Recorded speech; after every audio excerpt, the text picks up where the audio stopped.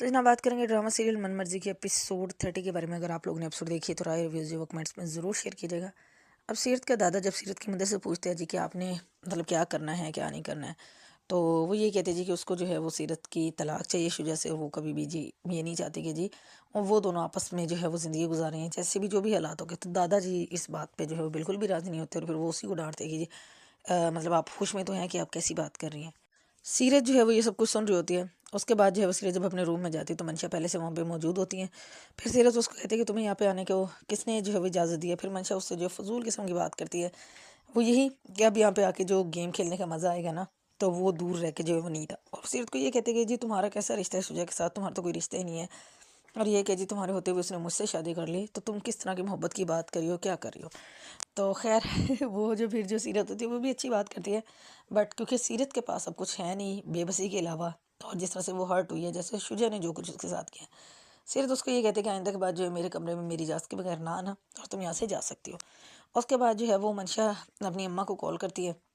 उसको बताते हैं कि अब वो रियल वाले मेंशन में आ गई है और जी घर मतलब कि काफ़ी बड़ा है। और वो सारा अभी उससे बात चली रही होती है कि इतने में मंशा का फादर आ जाता है और वो उसकी मदर को कहता है कि मैंने तुम्हें मना भी किया था कि तुमने इससे बात नहीं करनी।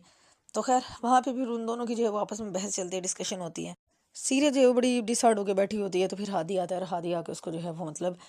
समझाता है अगेन वही कि भाई तुमने जो है वो कैसे इन हालात का मुकाबला करना है। और वो उसको इस बात की तसल्ली देता है कि शुजा ने जो मतलब तुम्हारे साथ किया है वो मंशा के साथ भी वो यही करेगा, बट तुम्हारे लिए टाइम है कि तुम अपने लिए स्टैंड लो, निकलो इस सब चीज़ों से जिसमें तुमने अपने आप को फंसा के रख लिया। मतलब वो उसकी हेल्प कर रहा है कि कैसे मुश्किल वक्त में और कैसे वो चीज़ें जो कि सीरत नहीं देख पा रही है और जो हादी उसको नज़र आ रही है, तो वो उसको जो है वो गाइड कर रहा है कि कैसे उसने जो वो हकीकत को एक्सेप्ट करना है। और जनाब उसके बाद जब हमज़ा जाके ज़ारा से कहता है कि चलो तुम जो है वो कुछ अच्छे से ढंग के कपड़े ले लो, ये ले लो वो ले लो, तो ज़ारा को जो है वो थोड़ा गुस्सा आ जाता है। और फिर ज़ारा ये कहती है कि वो कभी भी मंशा नहीं बन सकती, ना उसकी तरह बात करना आता है उसको, ना उसको एक तरह कपड़े पहनने आते हैं, ना वो उसकी तरह मतलब मंशा अलग है और ज़ारा अलग है। मतलब वो इस चीज़ से इतना ज़्यादा चिढ़ गई है ना ज़ारा कि जो हमज़ा है वो हर तरह से जी मंशा वाली चीज़ें जो वो ज़ारा में क्रिएट करना चाहता है, ज़ारा में जो वो ढूंढना चाहता है, वो ज़ारा को एज इट इज़ मतलब एक्सेप्ट जो है वो नहीं करना चाह रहा। और जनाब एट द एंड और लास्ट पे जो है वो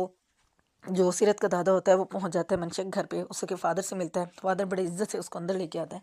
अब दादा की वो जो कड़वी ज़ुबान है वैसे कहने को सैयद और बड़ा जो है वो बनता है, बट उसको शायद जो है वो गलत आइडिया था कि जी अभी उसको शायद मिल के आइडिया हो कि जी मंशा में ही खराबी है, जबकि उसका फादर जो है वैसे नहीं है।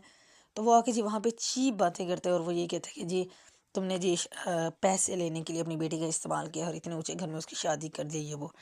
मंशा का फादर पहले थोड़ी देर सुनता है और फिर वो उसको जो है वो बताता है कि जी मैं अभी तक आपका लिहाज कर रहा था और ये सब कुछ है, और बट जो है वो मैं आपको हरगिज़ इस तरह की इजाज़त नहीं दूँगी कि आप जो है वो इस तरह की बात करो। तो फिर जो मंशा की माँ होती है उसको भी जो है वो गुस्सा आ जाता है सारी बातें सुन के, और वो कहती है कि जी आपका पोता जो है वो खुद जो है वो रिश्ता लेके आया था और आप आके जो है वो इस तरह की बातें कर रहे हैं, और हमें कोई शौक नहीं था इस तरह से ये सब कुछ करने का। लेट्स सी कि नेक्स्ट एपिसोड में क्या होता है।